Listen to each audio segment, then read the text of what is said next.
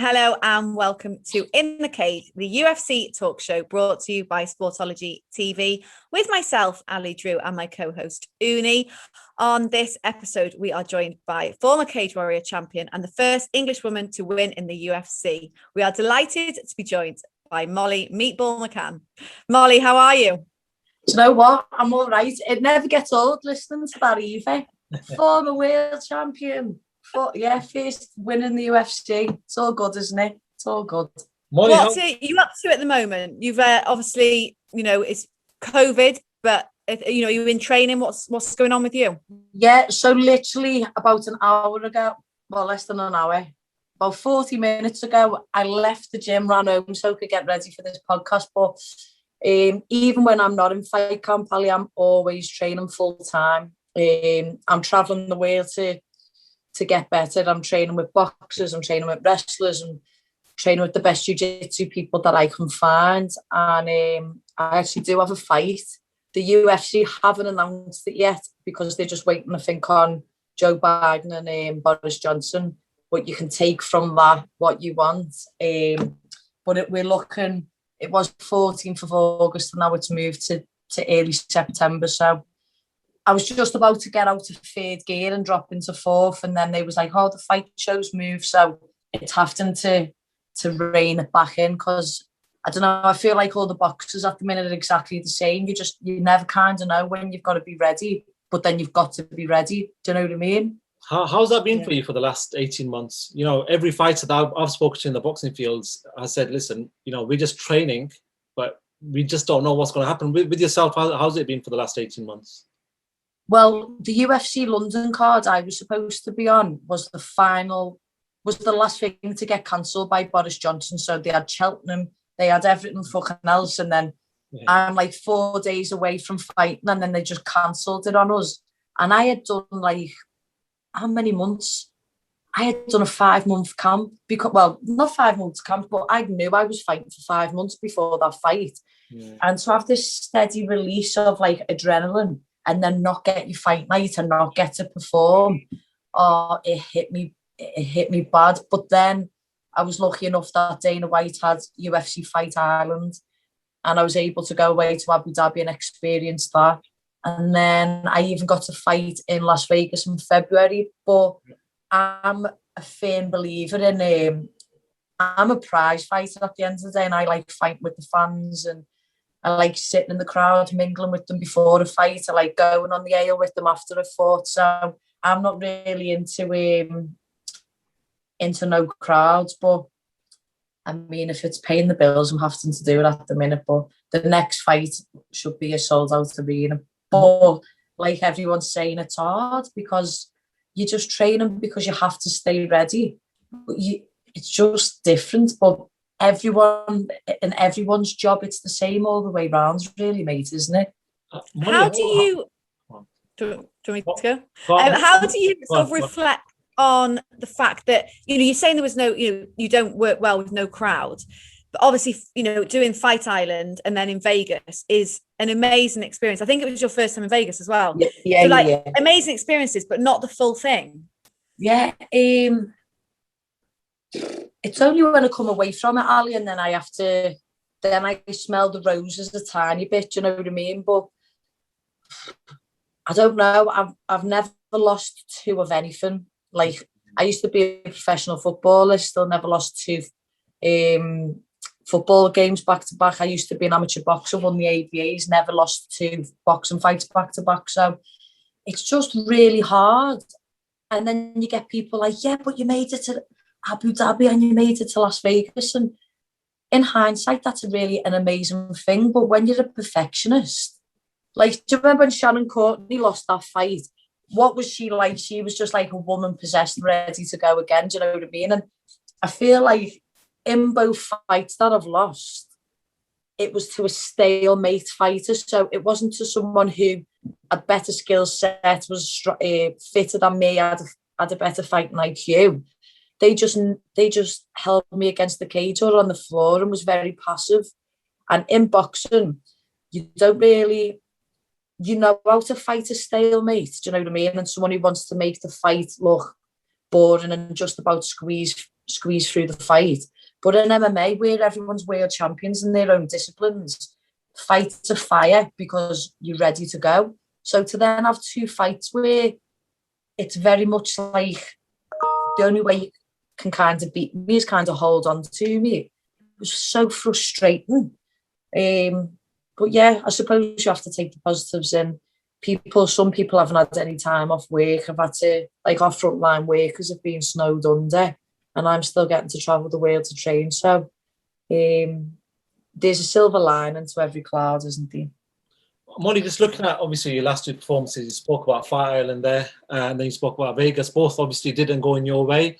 But going forward now, you know, for the next, let's call it for the next 12 to 18 months, providing that UFC has all the shows on, UFC's always had its shows on. Dana's quite ruthless in that. Listen, we haven't stopped, mate. It was Eddie here, and it was like, hey, you know, what do we do? You know? But Dana's quite ruthless. He's probably the most ruthless promoter in combat sport. But ideally, where do you want to be in 18 months' time?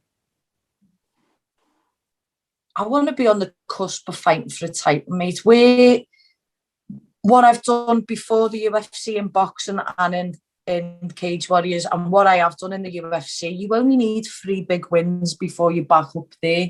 And like, because you're fighting killers, you're not fighting bums, you're not fighting journeymen, you're not getting into a fight knowing it's already won. Like, it's fit, every fight's near enough 50-50, do you know what I mean? And that's how quick you can go back to the top. I've only really lost to drugs cheats.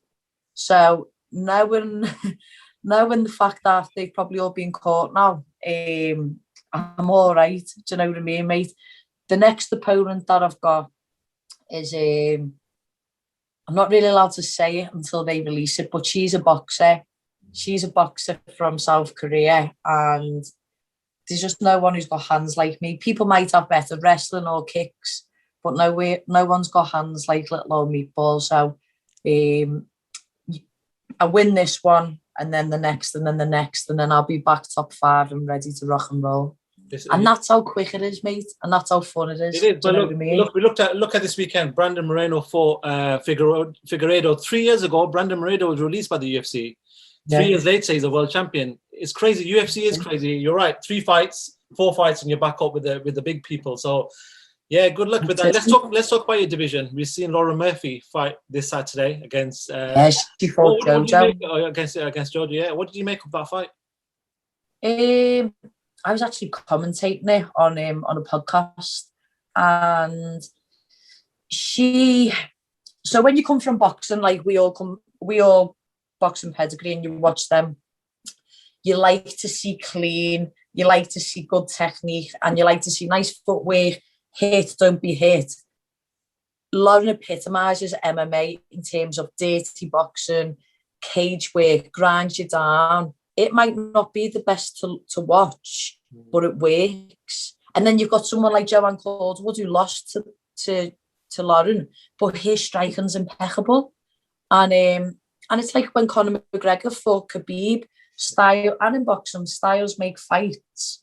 But when you've just got that relentless, gritty, you throw the kitchen sink at Lauren, she'll absorb it and just keep coming forward.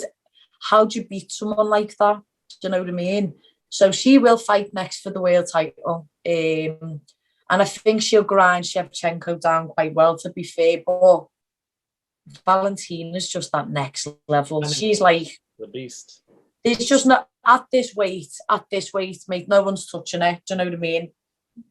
Until I try and get there, then I'll have a go.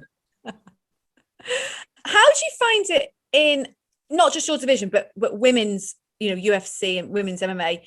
How have you found that sort of going, you say from boxing, which is sort of a relatively new phenomenon, women's boxing, it's getting there, it's still not there. Do you feel like in UFC it's easier and you're further ahead in that sense?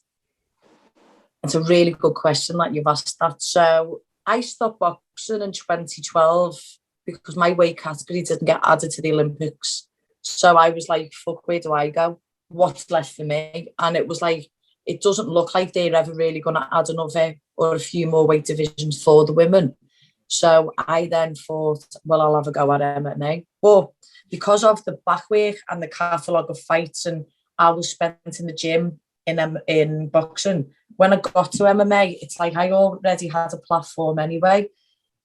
The famous saying Dana White said, "No woman will ever fight in the octagon." 2 years later, Ronda Rousey headlines, and it was like the second or third most pay-per-views ever sold.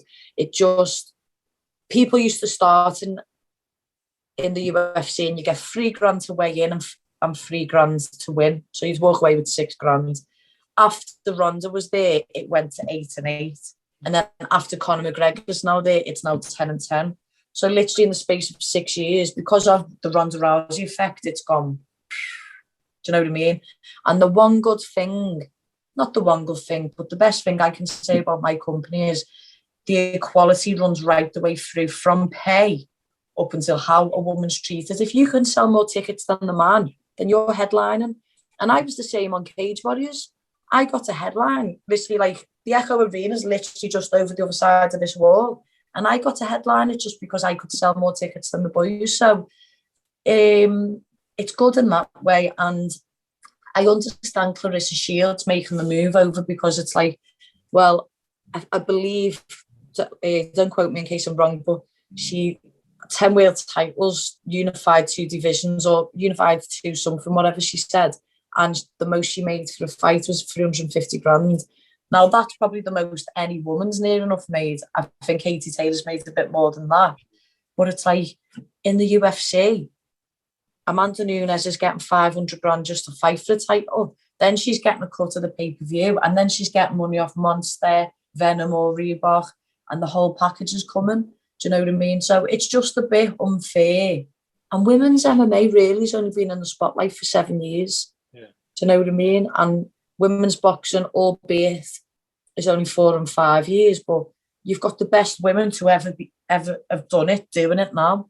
It's the gold era of female fighting, and it's just a bit disheartening, but you can only thank Eddie Hearn for trying to push it and sign, and the likes of Ellie and Sandy Ryan, and bringing all the babies and the younger ones up and just building the stable constantly so that women, you've never seen a shite female boxing fight, have you? And the MMA is exactly the same. Yeah, because you spar a lot of the female boxers I see. You know, you're in the gym with them quite a lot, and it must be difficult to see that it's maybe not getting the same opportunities, not the same pay. It is getting. But do you think it's going to get there? Do you think it will get there? It has to, but then boxing and MMA is 2 totally different things in terms of the fans. So boxing fans are purists, and they remind me of football fans, and most of them are really amazing, but then some of them I'm just look on Twitter and I'm like, oh. Do you know what I mean? And I think when your mindset's that way, you're never going to be able to push through that ceiling where, don't get me wrong, MMA fans are tools, some of them are tools on Twitter as well, but where you have that many disciplines, you get humbled on the daily. So because the fans also take part in it, their mindset just seems to be a little bit more open and a bit closed off. And like I say, MMA, you can't falsify your way to the top. So you have, like, I've never not fought someone who's not been a world champion or have a gold medal in anything that they do. Do you know what I mean? So I deserve to get what I'm getting. And I think maybe when women get to fight the 12 threes, then I understand, like Wimbledon and in tennis now you get the same pay. However, they still don't play the same amount of matches. But women in MMA, we fight the same amount of rounds and minutes per round. So I understand why it is equal pay. We make the same weight. There's no differences. They're just like, right, it's the same right the way through. But hopefully that will happen. Do you know what I mean?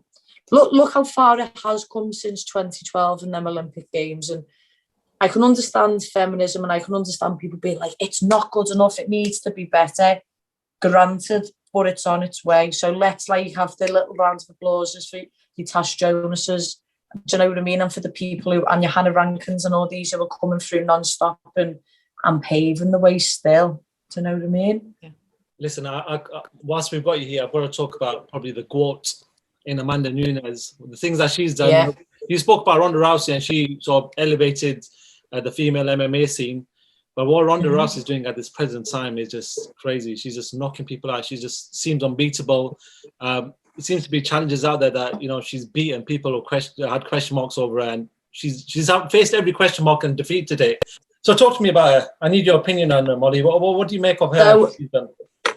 She's like a big ally to the LGBT community. Yeah. And I always looked up to her because she was like an out fighter, a partner, a training partner, the mother of her child. She was always just this gangster in the cage, do you know what I mean? And she's always really nice about me. So when I fight, she's like, yes, let's go meatball, and we converse over Instagram and stuff, because she's my hero and she's who I want to emulate. And it didn't come easy for her. Like I think it was like 7 fights in the UFC till she got her first big knockout. Yeah. And then since that moment, mate, it was like this, like this arrow just being released. Do you know what I mean? The timing came together and the mindset came together, and it all just clicked. And then when it clicked, it's like no one can fuck with her. And the best thing for me is like she got the brunt of it, because obviously you've got Ronda, who is your patron, gorgeous, blonde hair, blue eyes kind of person. And then you've got Ronda, who's Amanda, who's a bit rough around the edges. She is gay. She's not your typical American dream, as you say. But then she's just like, fuck it, I'm gonna do the whole division in, and she did. And she ruffled a few feathers on the way, because she pulled out once on the day of a world title fight. I think it was the second fight against Valentin Shevchenko. And Dana White was like, you will never fight again. And then she fought Cyborg and knocked Cyborg out. She knocked me. She choked me. She Tate out. She knocked Ronda Rousey out. She knocked Holly Holm out. She done Jermaine Randomine twice. She done Shevchenko twice. She done, what was the Canadian? I forget the Canadian's name, but it's like she's done everyone. So what more can you ask of her? And she's still there defending both weight belts. Do you know what I mean? Like when a lad has got 2 belts, they don't pop up and pop back down. And she's just out there just being like, I'm the best in the game, but without being arrogant, being the perfect role model. You can't ask for more. And how important is that? Because I know at the moment it's Pride Month, and so that there's the rainbow. You can have your name in a rainbow, and you've been quite outspoken on this. Yeah, because the thing, Ali, is I didn't openly come out till I was 25. And I only came out because of being secure in the MMA world and just being like, in jiu-jitsu, the ethos is we are all one. So I've walked in and not just been made to feel like, no, you're okay to be you. Do you know what I mean? And I've tried to be like that within the UFC and just follow. Like, you can't have status on a platform and then not stand up for your rights and human rights and equality. Do you know what I mean? But I'm not sure if you've seen, you might not, because I don't think you followed me at the time, but I literally put a tweet up saying, I would love my name. Can I have my name in a rainbow? I'm not fighting in Pride Month, but I'd like to have the solidarity. Listen, oh my God. I must have like absolutely destroyed half of Russia with that one tweet. The abuse that I got. And I thought, fucking hell. That's when you forget, like, homophobia is still like a massive thing. And I don't want to be this person who's like ramming it down everyone's throat. Do you know what I mean? But I understand if it's Black Pride Month, then we need to invest ourselves in the history, understand what the oppression they've been through and how we can be an ally and help. Gay Pride Month, you have people going, we don't have straight pride.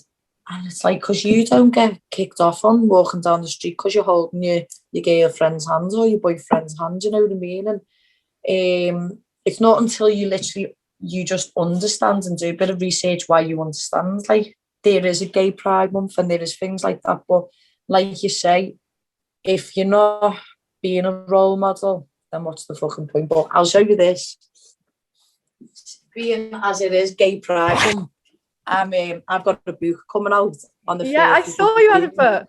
Yeah, so yesterday I became I think it's called like a game changer with Stonewall. So I'm going to be like an ambassador for Stonewall, which is the biggest LGBT charity going.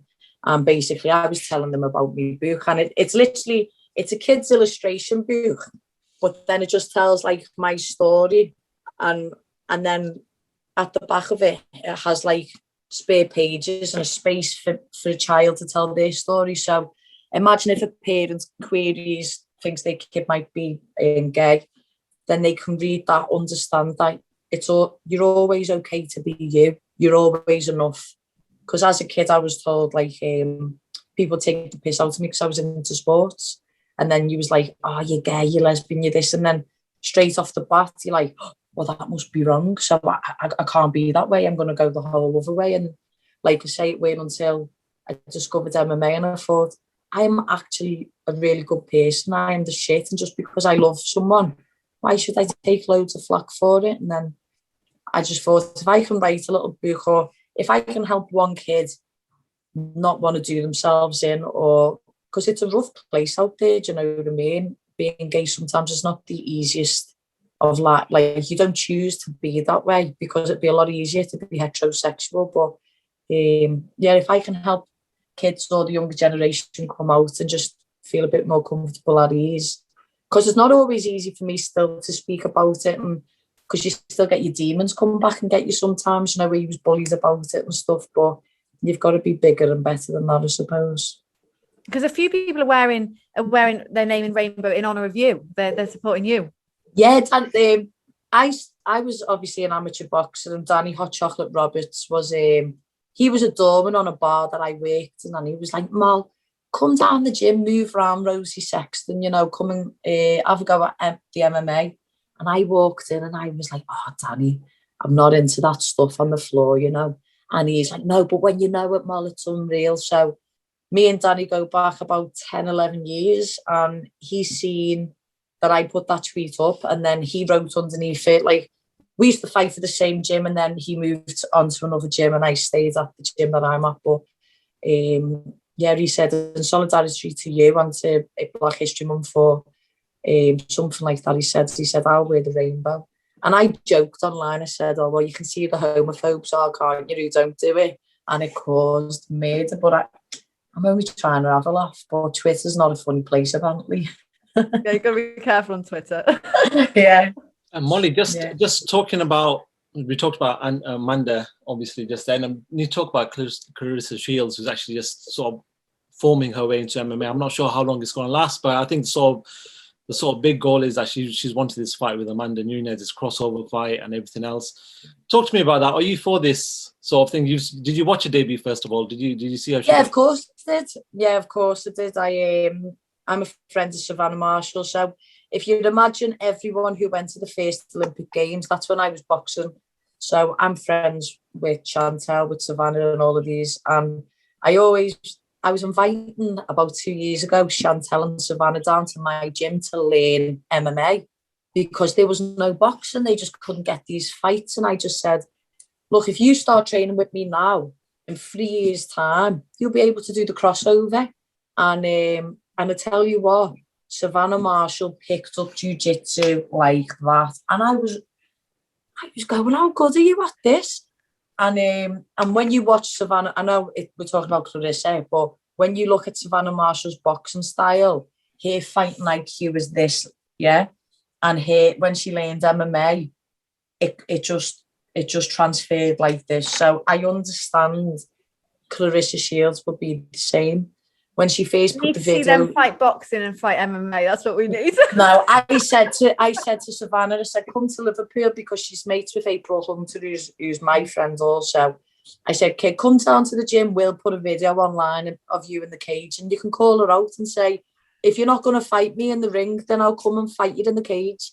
But all props to Claressa, because imagine the weight of the pressure she's got on her shoulders. Like, she really might be that deluded to not even think about the pressure of what she's carrying, but she's carrying the weight of the world, do you know what I mean? And she got in there, and I done a breakdown for Beth Fred, and I was like, look, they've not put it in there with a bum, because you don't get that in MMA, but you can tell in the usual know being journalists, when you see people talk at media days, when they're sitting, I'm just here. It's just good to be here.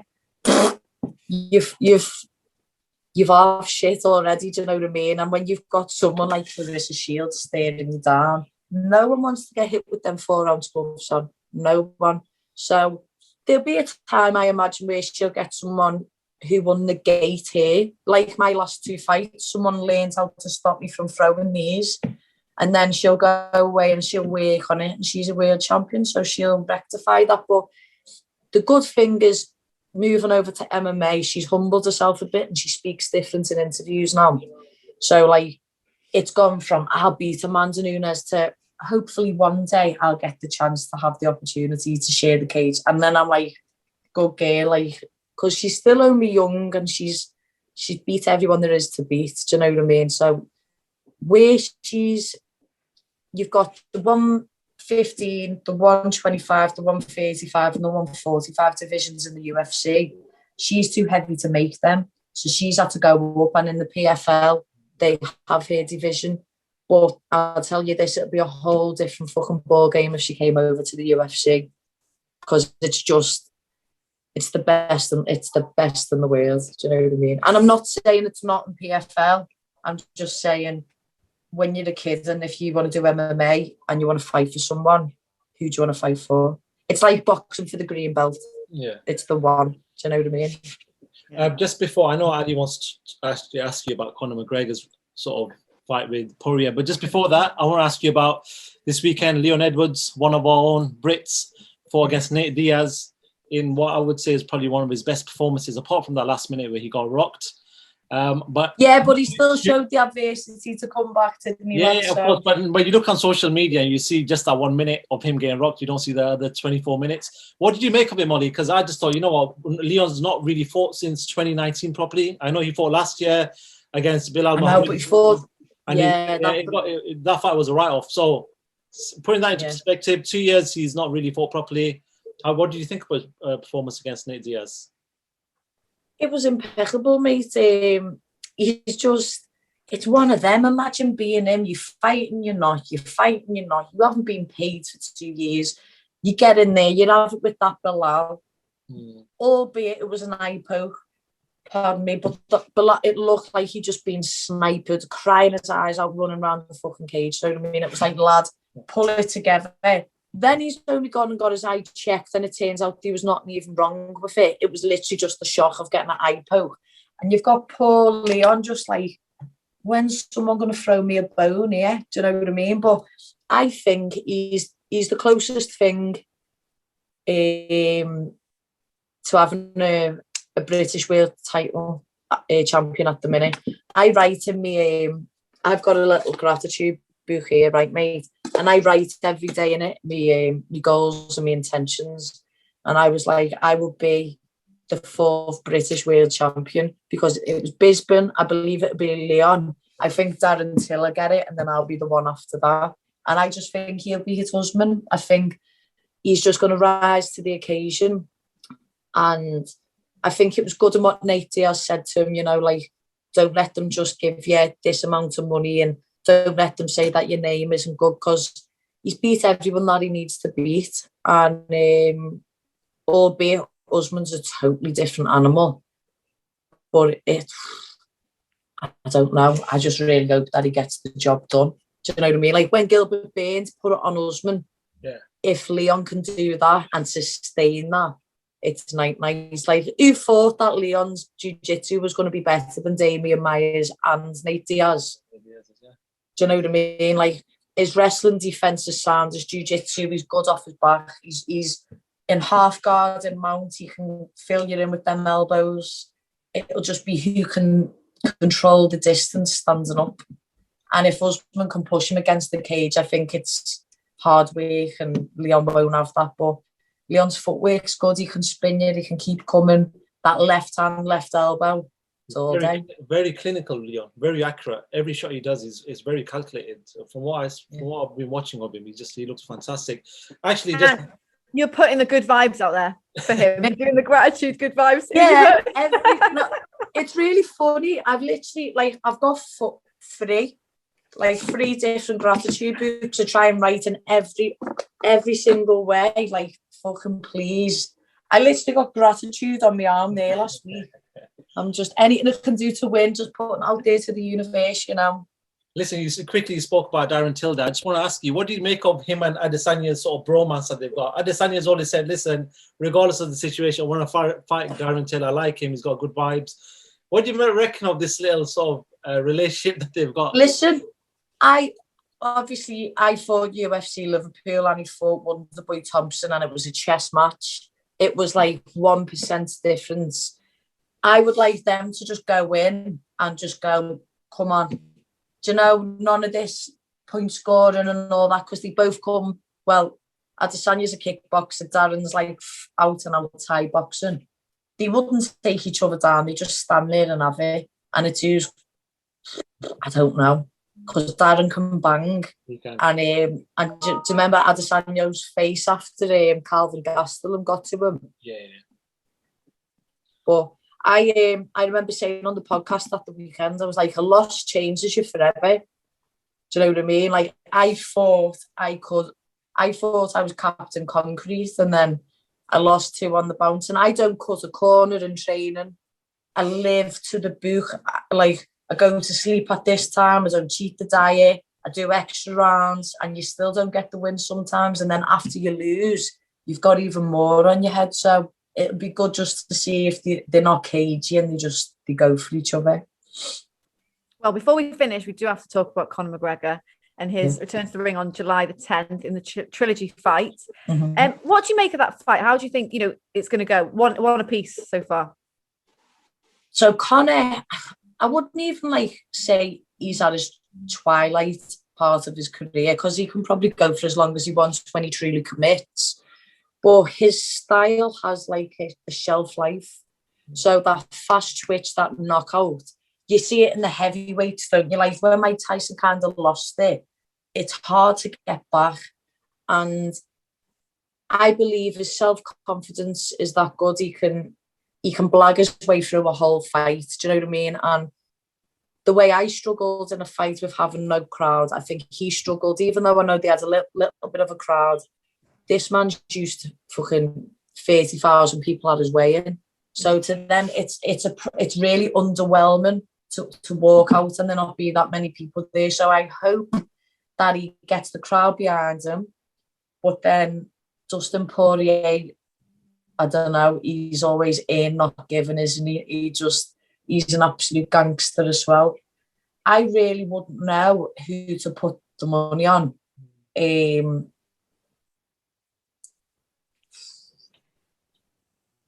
Conor's known, if someone's beaten him once, he knows the blueprint to then beat them the second time. Do you know what I mean? And he said, didn't he, I can't put my kids around me, and it was all too nice. And he forgot how amazing fighting was, and he just took in the experience instead of probably being a bit more switched on. And I think there's nothing worse than losing. So if he incorporates his kicks a bit more. So after he blew his knee out a couple of times, he stopped kicking as much, if he's noticed that. But I think he's going to have to add them kicks and them knees a bit more now. But southpaws hate fighting southpaws, don't they? They're just like, oh. So I reckon he'll just try and kick Dustin a bit more, but Dustin won't bitch out on them calf kicks, let me tell you. Be a good fight, though. It should be a good fight. Yeah, I just don't know if either one of them can bingo the other one. So that's why it's going to be that good to watch. It'll break all the records again. It'll definitely break all the records again. But are you excited? Because you're predominantly a boxing. Predominantly boxing, but yeah, like that. I am excited about that. I am actually, yeah. I do watch UFC as well, but to get really excited like that, you need the big fights then, don't you? Yeah, for sure. Yeah. Cool, Molly. It's been an absolute pleasure chatting to you. I like your style because you're so ruthless and you don't give a damn. I love it. And that's the sort of stuff we like on this sort of podcast. So it's wicked chatting to you. No problem, mate. It's just one of them, isn't it? You just go with it. People are going to say whatever. I could be sat there boring like a football interview. Oh, yeah. And I'd get fucking skittered for that, or I can give my own opinion and get skittered for that anyway. So it is what it is. Gotta be done. Molly, thank you so much, and good luck for your next fight. We're looking forward to the announcement of that. No, yeah, well, listen, just wait, and if you need me for anything else, you know where your girl is. Perfect. We will. We'll get in touch. Thank you so much. Go on then. See you later, guys. Thank you. Bye-bye. Bye. Great to be joined there by Molly Meatball McCann, and looking forward to the announcement of her next fight. But guys, stay tuned because we do have lots more coming up on the channel. So please continue to support us, subscribe, leave some comments, share, whatever you can. We do really appreciate it. And we will see you next time.